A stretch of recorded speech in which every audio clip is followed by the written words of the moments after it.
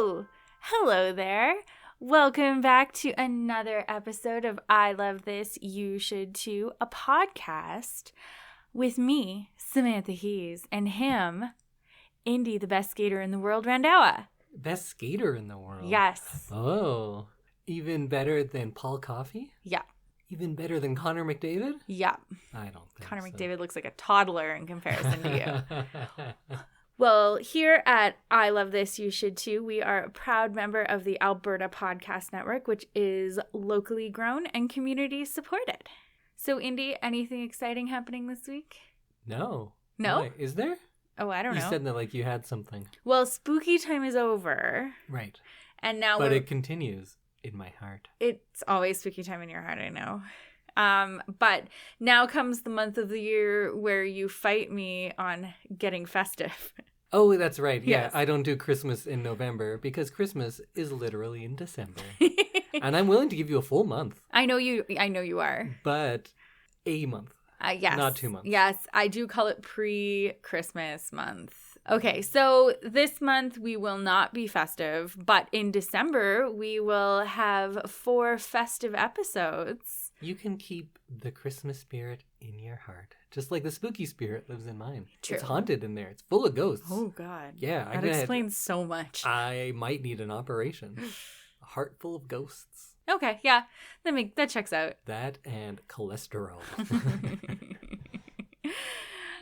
How our podcast works for new people is this is our pre-episode for the main episode. And so this week we are going to be each sharing a spoiler-free review of something that we are very into this week. And then Indy will be introducing what our movie for next week will be. And I definitely planned it out, and I'm not going to pick it just off the top of my head. So before we get into picks of the week, we just wanted to talk about our first sponsor, which is the Well Endowed podcast by the Edmonton Community Foundation. It's hosted by Andrew Paul and Elizabeth Bonkick, produced by Lisa Pruden, and it explores the impact of passionate people who are working to make Edmonton a strong, vibrant city to work in. The Edmonton Community Foundation helps people create endowment funds, and the podcast tells the stories of how these endowments intersect with the community. So you can subscribe at thewellendowedpodcast.com and listen to some of those episodes. I've listened to one. I can't remember who was on it, but I really enjoyed the story that they told. Awesome. We'll have to check that out, and you check it out, too. So, Indy, it's your week to start us off with your thing of the week. What are you really into this week? Well, like I said, the spooky spirit follows me throughout the year, so I'm going a little spooky. Ooh. And as you know, I pretty much only listen to 60s and 70s funk and soul these days. Yes. But there was a brief period this month where I was rediscovering some music from my youth, and that is Scarface and the Geto Boys. Oh, yes. This seems like something that we've talked about before. What do you know about Scarface and the Geto Boys? Can you think of anything? Because you have listened to them in the car with me, but I'm not sure if you knew who they were. So Scarface suffered with mental illness. True. And I think my cousin Aaron bought you a book or lent you a book about Scarface. Yes. Yes. So, Aaron, thanks. If you're ever listen to this, I'll get you that book back. But I did read his autobiography, Diary of a Madman. But let's start kind of at the beginning. So I got into Scarface a little later in his career because, well, I was late to the game, but that was kind of when I was 14. I started listening to him, but I think I'm late to the game. Right. So I started listening to when I was about 14, but that's when he had kind of more separated from the Geto Boys. To start at the beginning, he's a rapper. The Geto Boys are a rap group. They're from Houston, Texas. And I missed the beginning of their careers. So I liked Scarface growing up, but I didn't get on board until like The Untouchable and My Homies, which is later for him. But to me, that was like, I was a teenager and that's what I got. And I never really went back and listened to a lot of his old stuff until quite recently. It actually kind of started from, I teach 3D printing classes as part of my job sometimes. And the proprietary file for the 3D printer I use is called a G-code. And to a group of children, I made the joke of, and then that it exports to a G code, which is the proprietary file for this printer, and also my third favorite Geto Boys song. And nobody knows what that means. But one person did and said, well, what are your first two? And without hesitation, I was like, well, of course, Mind Playing Tricks on Me, and Damn It Feels Good to Be a Gangster. Okay. Makes sense. So based on that, I was like, yeah, what are my favorite Geto Boys songs? And I went back and listened to all of their old stuff. And actually, I'm going to hold to those three. Those are my three favorite. You just named them off the top of your head. That's amazing. Yeah, and I've listened to a bunch more and kind of got reacquainted with them, and those are my three favorite. But I'm going to tell you a little bit about Scarface mostly, and a little bit about the Geto Boys. So Scarface grew up in Houston, Texas, and he was quite poor, but he had a very musical family. He had some aunts and uncles who were musicians, and some very famous ones at that. But oddly enough, he listened to mostly rock and metal growing up. And by the time he was 16, he had survived several suicide attempts. He had been institutionalized for, I think, about 2 years. And he was homeless and then was able to get quite a bit of money because he was selling drugs. So all this by the time he was 16. And then this is when he starts changing his career to become a rapper. Right. At 16, 17 maybe.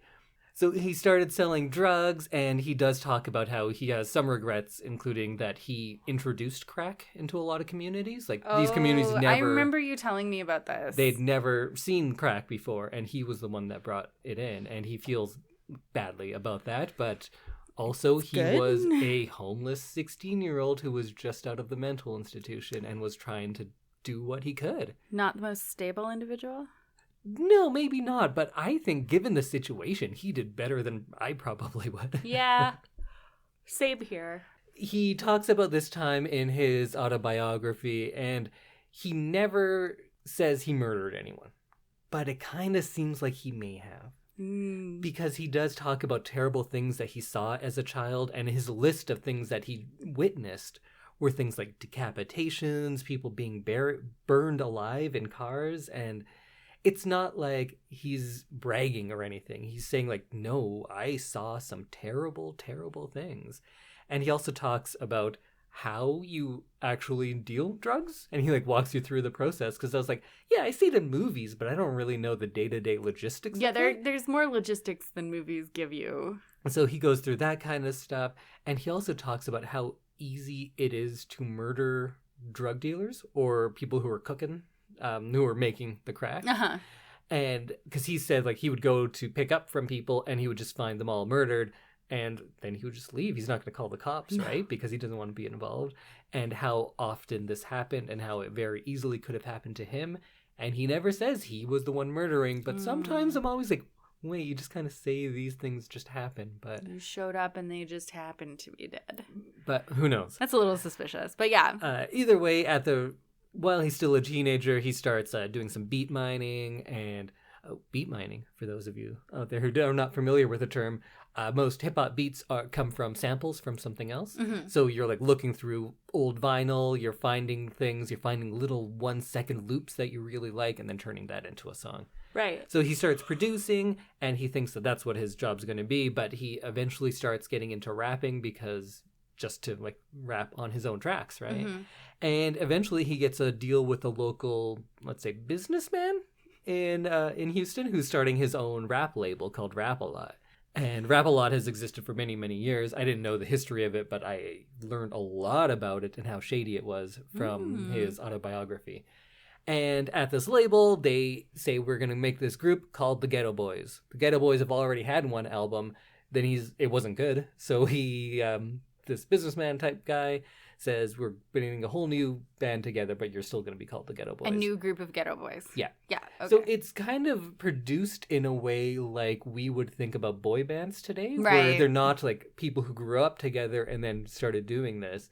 The producer instead... It was like manufactured. Yeah, finds these three people and says, okay, now you're the Geto Boys. And throughout the years, the lineup does kind of change as well. So Scarface would do the writing, and the other members at the time, first there's Bushwick Bill, Okay. Bushwick Bill was born in Jamaica, then moved to New York, to Bushwick, I'd imagine. That's why I got his name. And then to Texas. And probably the most striking thing you'd notice about him is that he is 3'8". So he's very small. He has dwarfism. And he's also crazy. People say that word, but in this band, they did, like, they were institutionalized. He was... wow. But Bushwick Bill was crazy in a different way. He would just start fights, and Scarface himself talks about how many times he wanted to kill him and came close to actually doing it. Oh, wow. So, That's not a great dynamic to start a band with. And then the third member was Willie D. Willie D was a Golden Gloves champ. That's an amateur boxing competition. And then he had a pro boxing career as well. He was thrown out of high school for fighting so much. He was tried and arrested for armed robbery. And so he was a really good fighter. And then he's like, yeah, I'm going to rap now too. He was maybe my least favorite member, but, Geto Boys, all good stuff. So in 1988, they released their first album with this group of Geto Boys. And it was called Grip It on That Other Level. And it was critically praised and condemned by the media. And it started a subgenre of hip-hop called horrorcore. And spooky. Yeah, that's why this is kind of Halloween related. Because a lot of their songs would be about spooky things. And they kind of started it, but I think we can all agree on who perfected horrorcore, right? You. No, what? No. The Gravediggers' 1994 album, 6 Feet Deep. Oh, okay. Everyone out there was like, yeah, of course, that's the best horrorcore album. Come on, Samantha. Know your rap. It's funny because, like, horrorcore and horror movies I link together because I think horror movies have spooky things, but they're not real, and that's what makes them fun. And I think the Gravediggers are like that. But the Geto Boys are not like that because they're usually talking about things that they've actually seen and done, and that's less fun, spooky, and more horrific. Yeah, okay. So I think that's the difference between them. And the violence in the Geto Boys' music, and they are violent. They were often categorized as gangster rap because there was so much violence in it, but it's not braggadocious in any way. It's, these things happen and they're terrible. Wow, okay. And they also deal with mental illness and rap about that a lot on that album as well. And all of these themes really come to a head in 1991 when they released the album We Can't Be Stopped. And that's probably my favorite Geto Boys album. But love it or hate it, it's a very unique and, I guess, remarkable album. So their first single from that album was my favorite song of theirs, called Mind Playing Tricks on Me. And if you hear rap that is very violent, what do you think about that? What kind of associations do you have? I maybe wouldn't like it or would think it was too scary for me. Right. And I think a lot of people think that they're putting on a persona to kind of fit a stereotype and sell more records. Right. I think that's what a lot of people think, and that's probably true a lot of the time. But I would say it's probably not the case here. I think there's a lot more going on than just glamorizing violence. I think it's definitely an outlet for these guys. So this song has a kind of a lo-fi version of a beat sampled from an Isaac Hayes song. And I'm really into Isaac Hayes these days. Okay. He's very good. Called Hung Up on My Baby. And the lyrics are all about like mental anguish, the sheer exhaustion of living their day-to-day lives, dealing with post-traumatic stress disorder, paranoia. They touch on suicide and loneliness and everything that goes with that. One of the verses, Scarface is talking about how he's so paranoid that he thinks the mother of his child is like out to get him or is against him in some way, and then this causes him to drive her away. And now that she's gone, he has all these regrets and he realizes that he loved her and he's just so lonely and desperate. Wow. And then he also talks about the idea that God is watching him and judging him based on what he's done and that he's kind of irredeemable at this point. Bushwick Bill has a verse, and it's about a large man who's following him while he's trick-or-treating on Halloween, and then he turns and he like attacks him, and then his friends help out, and then he realizes that it's not Halloween and his friends aren't there and there's no man there and he's just punching the concrete. And then in the video he actually gets strapped down to a gurney and taken away at that point. Whoa. And I think his verse was also written by Scarface. Scarface writes a lot of the stuff for some of the other members as well. But let's take a little listen to a verse from Mind Playing Tricks on Me. And our podcast is under the explicit label, but, warning, because that applies. At night I can't sleep, I toss and turn, candlesticks in the dark, visions of bodies being burned. Four walls just staring at a nigga. I'm paranoid, sleeping with my finger on the trigger. My mother's always stressing I ain't living right, but I ain't going out without a fight. See, every time my eyes close, I start sweating and blood starts coming out my nose. It's somebody watching the act, but I don't know who it is, so I'm watching my back. I can see him when I'm deep in the covers. When I awake, I don't see the motherfucker. He owns a black hat like I own, a black suit and a cane like my own. Some might say take a chill, B, but fuck that shit. There's a nigga trying to kill me. I'm popping in the clip when the wind blows. Every 20 seconds got me peeping out my window. Investigating the joint for traps. Taking my telephone for text. I'm staring at the woman on the corner. It's fucked up when your mind is playing tricks on you. Wow, that's violent in a whole different way.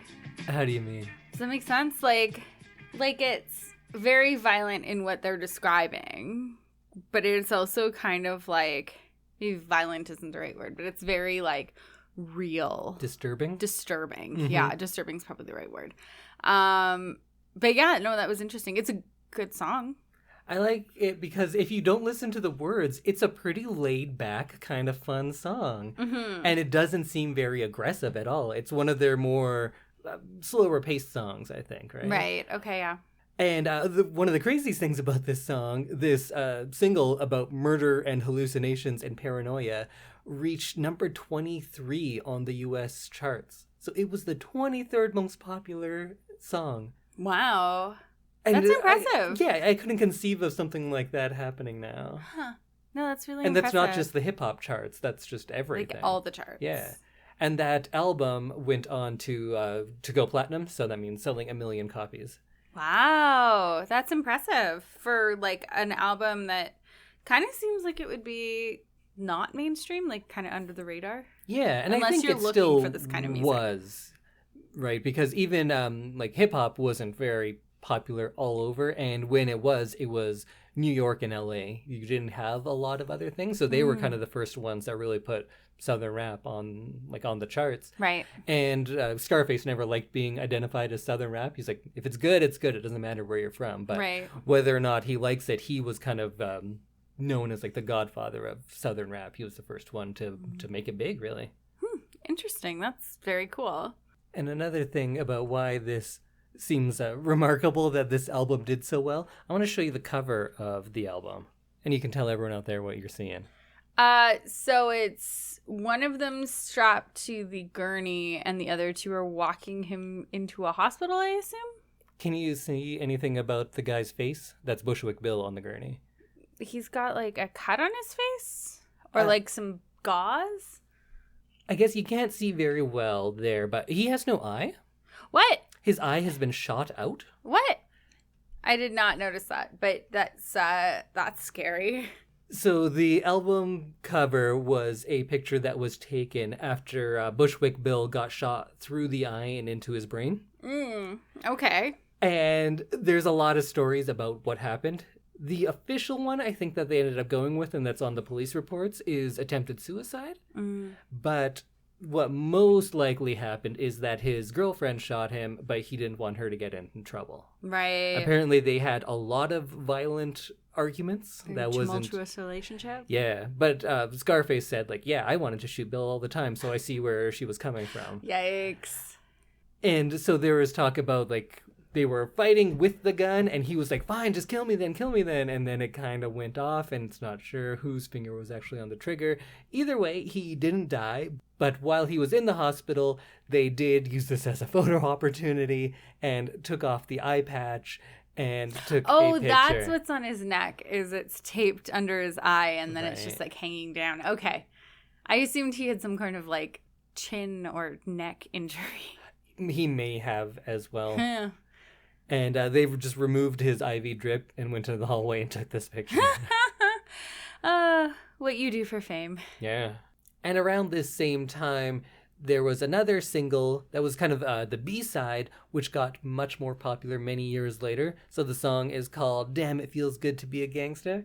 And in 1999, I think, is when Office Space came out. And Office Space used it, and it got kind of popular from that. But the song came out in 92, and it was a B-side for one of the singles from this album, and then was released on a compilation album then as well. Oh, interesting. And I like this song a lot because it's similar in its kind of lo-fi beat, and they go on to talk about like what it means to be a gangsta. What does it mean to you? I don't know. I don't know that I've ever like made a list of what makes me a gangsta. I like the takes they have on it. Scarface's first verse is just about that you don't need to act tough because you know you are. Mm-hmm. Bushwick Bill has a verse about giving to the poor and helping people pay their bills. That's pretty gangsta. Huh, interesting. Okay. And the last verse they do in the voice of George Bush, because Bush was the president at the time, and they contend that the biggest gangster, of course, is George Bush, because he murders tens of thousands of people all the time. Very true. And the verses are like, if you make me mad, I'm just going to send 10,000 of your friends to go die, and things like that. And they do get pretty political in a lot of their stuff.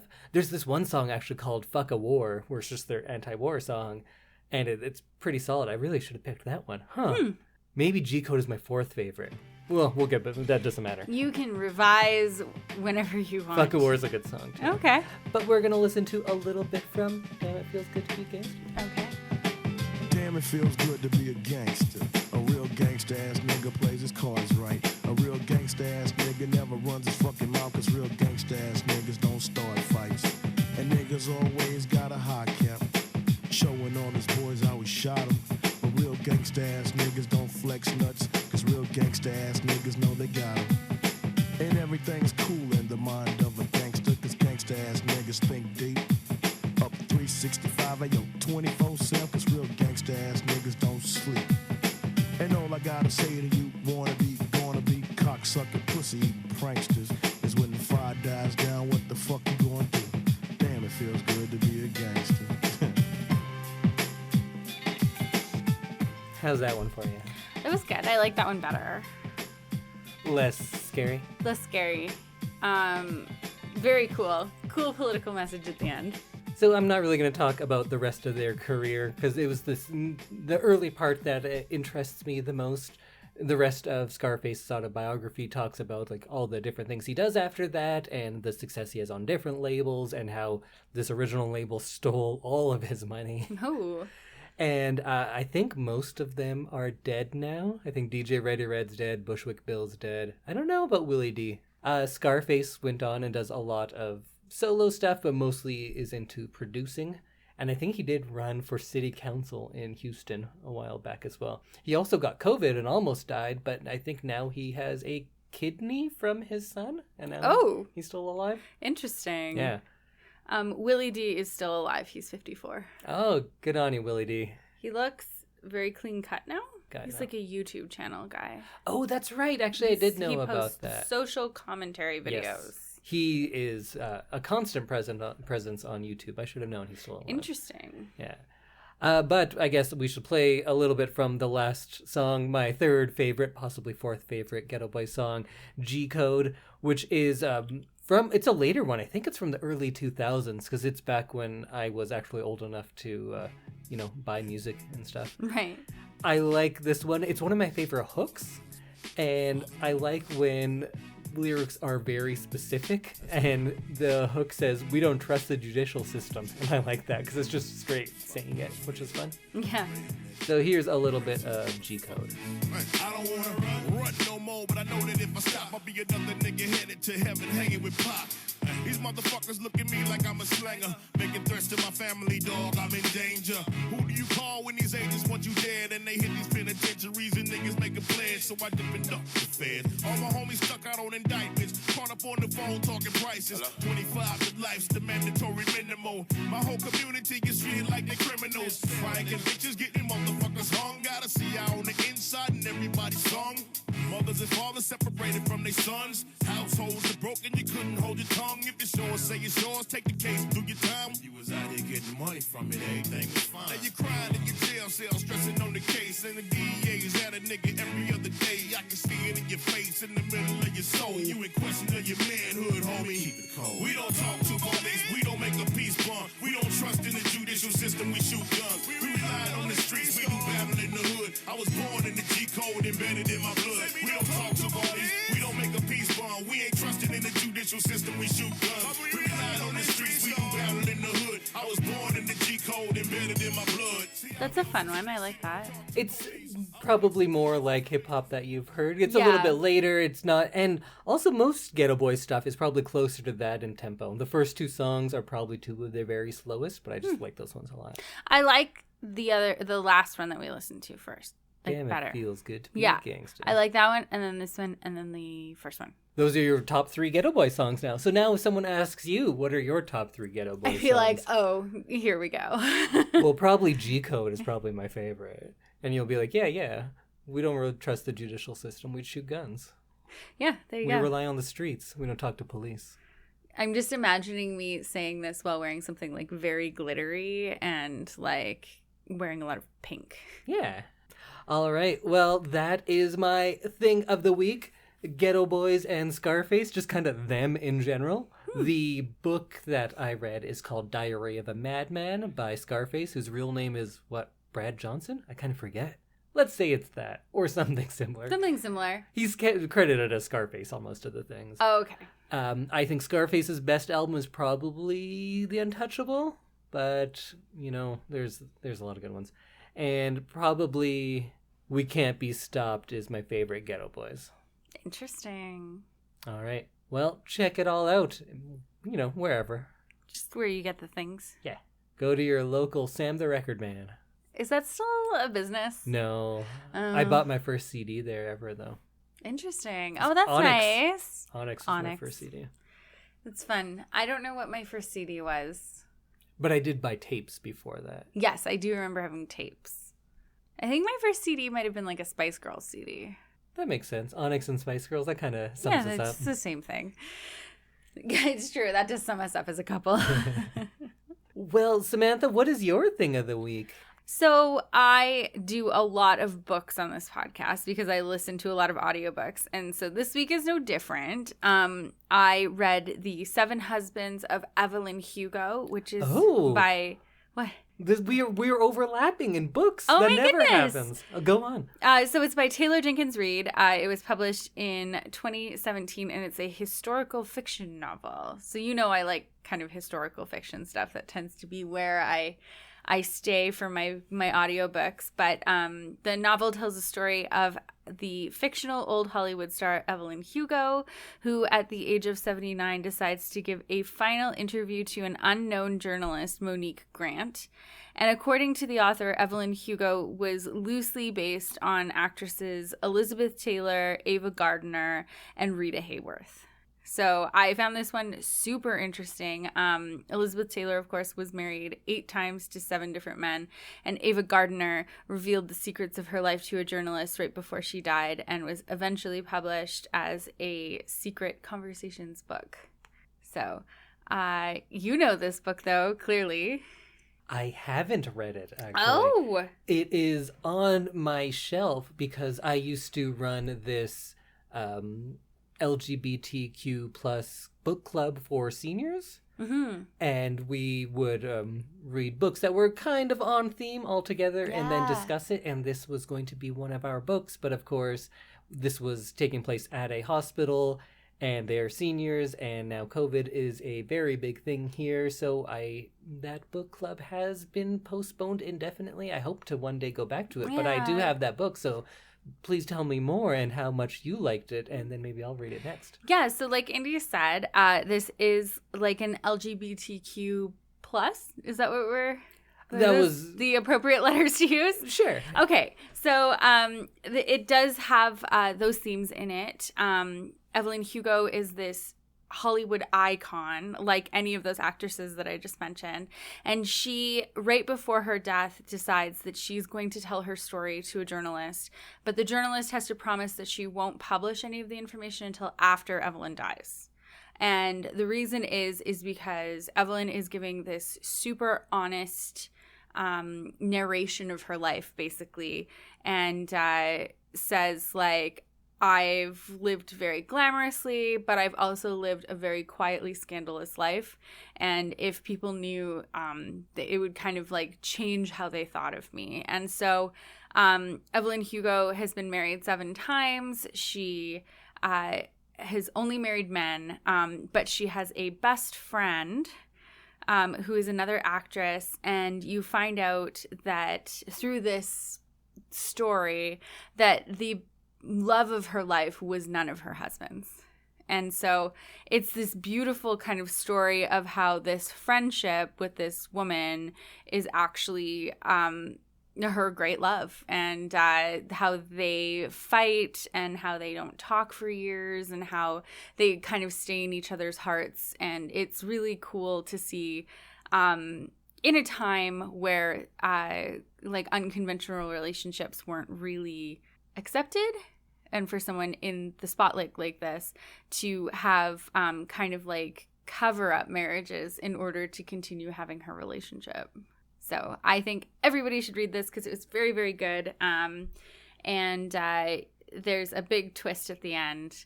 And so I hope that I didn't spoil any. I don't think I spoiled any of it, but I hope that you read it and you're shocked. She was dead the whole time. Yeah. It's a real sixth sense. Because I get the twist now. No, I didn't mention anything about the twist, but it's really cool to see how they kind of hint at it throughout the book, and then at the end you're like, wait, what? Oh, now I'm going to be looking for it. I'm going to catch it. Good luck. So the book is called The 7 Husbands of Evelyn Hugo by Taylor Jenkins Reid. And it looks like before the pandemic, there was a television show in the works. Oh, I didn't know about that. Yeah.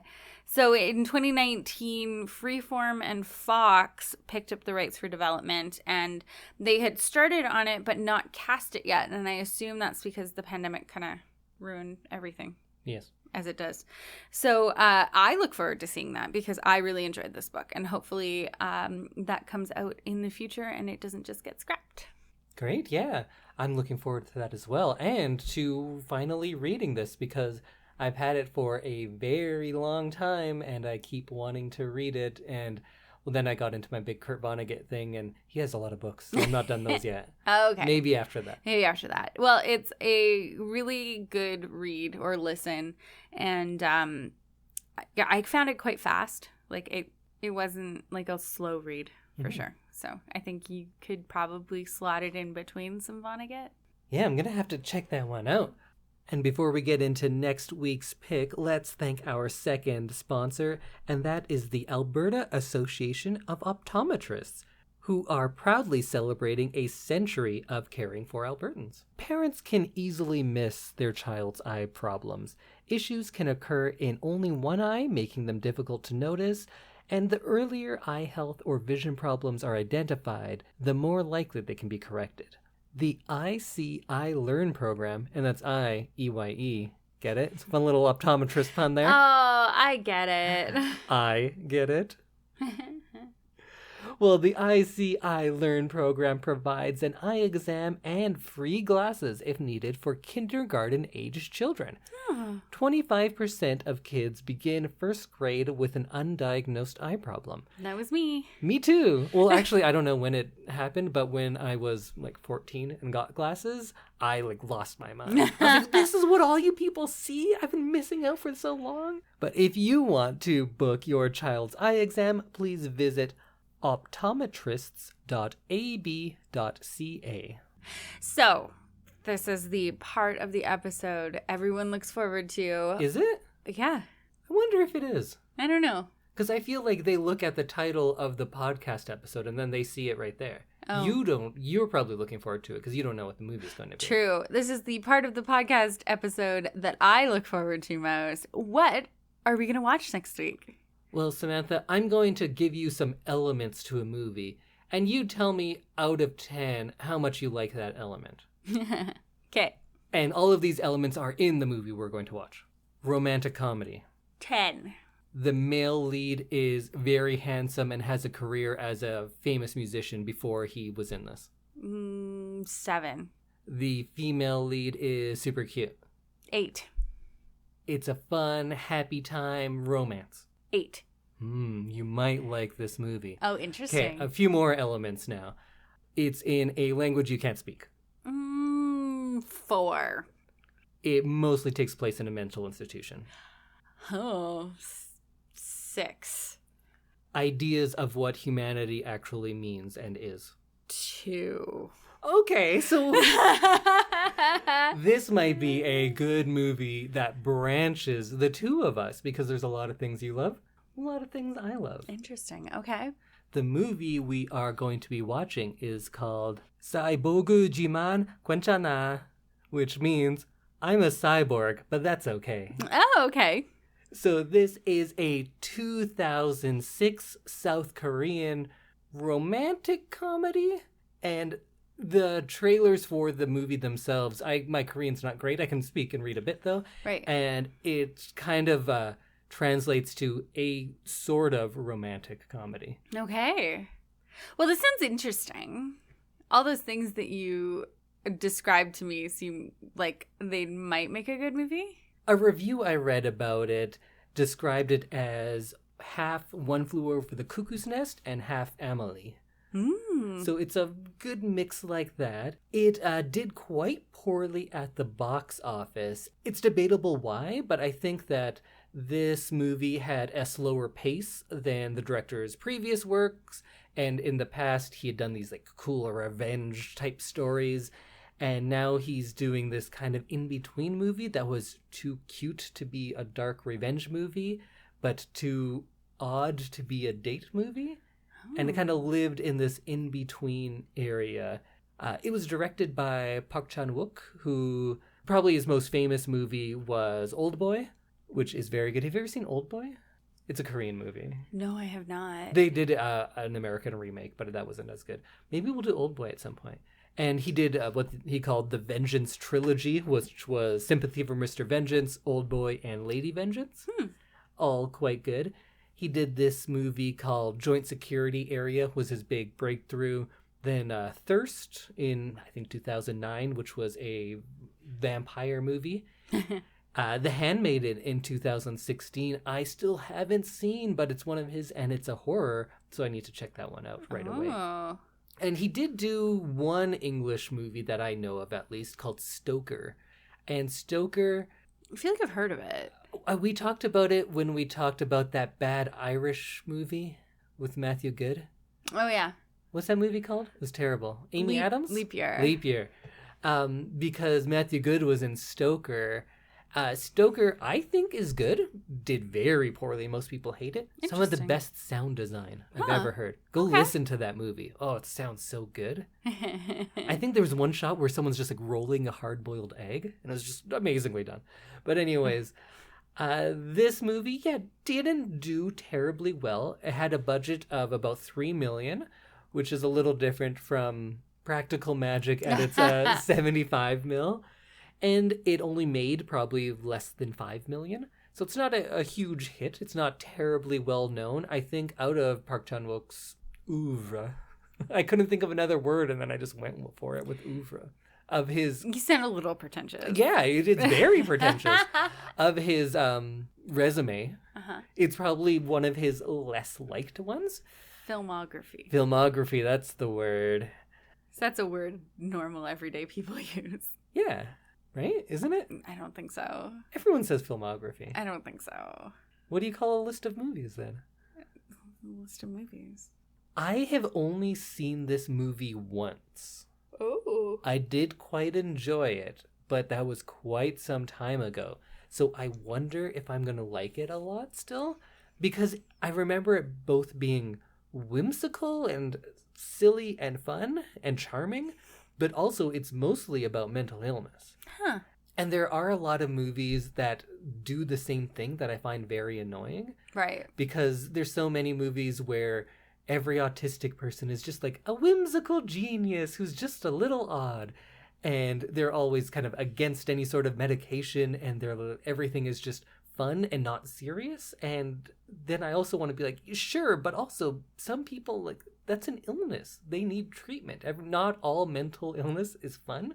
Like it's portrayed in a lot of movies. Yeah, it's not whimsical. Yeah, so I worry about that, but I liked this movie when I saw it, so we'll see. So the two leads are Im Soo-jung, who is now a pretty well-respected actor. She was in A Tale of Two Sisters when she was quite young, which is a very good movie, a good spooky movie. Spooky. Yeah.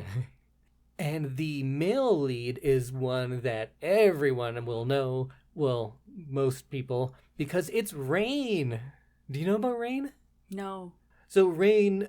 is it a person? Yeah. Oh, okay. Continue. So Rain, whose real name is Jung Ji-hoon, is a worldwide giant celebrity because he was a singer in Korea and then, of course, went all across Asia and had worldwide tours and has sold millions and millions of records. And then went and got into acting. I think this might have been his debut. Oh. I also saw him in Ninja Assassin, which I thought he was quite good into. But if that's like just a straight up... Ninjas and assassins. He's a ninja assassin. Most ninjas were probably assassins. Whoa. That's what they do with their ninja I abilities. thought they just like fought people. Just to beat him up and then they stop? Yeah. So he was really, really popular. And I think the few people that did go watch this were probably just watching it to see Rain. Because he was that big of a celebrity. And I remember when this came out, I thought it was so silly. Like, this is crazy that a guy like this is now, like, an actor.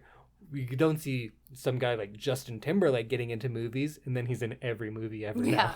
Exactly. And then I was like, okay, yeah, I guess that one doesn't work anymore. But his name's Rain. You don't see, like, The Rock getting into every movie, and then The Rock is in every movie now. So I guess Rain was just leading the way for everyone else to follow suit. True.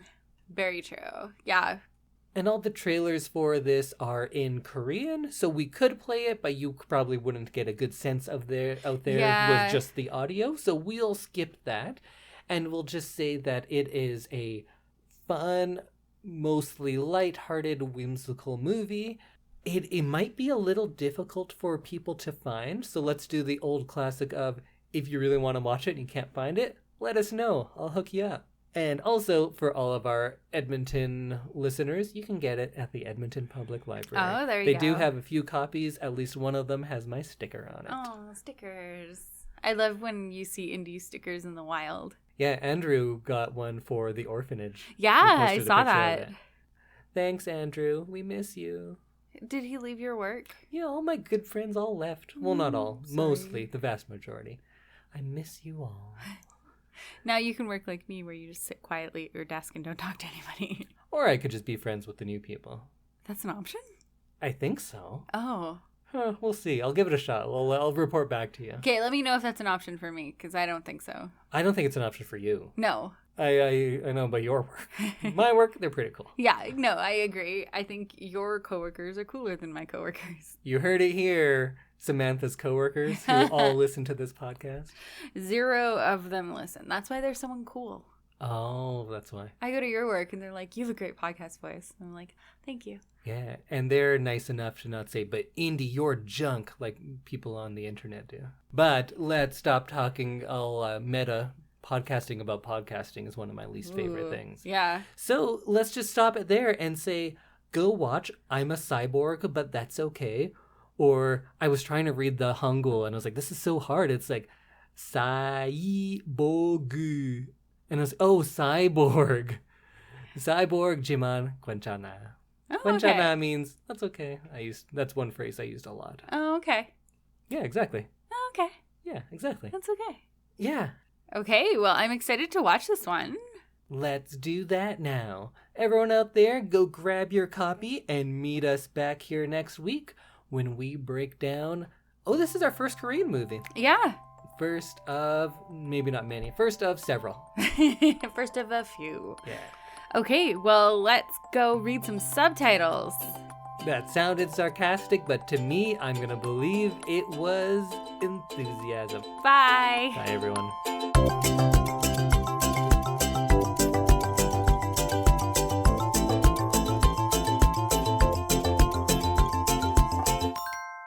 Well, Samantha, what is your thing of the week? So I... Why was that word 4 seconds long? I don't know.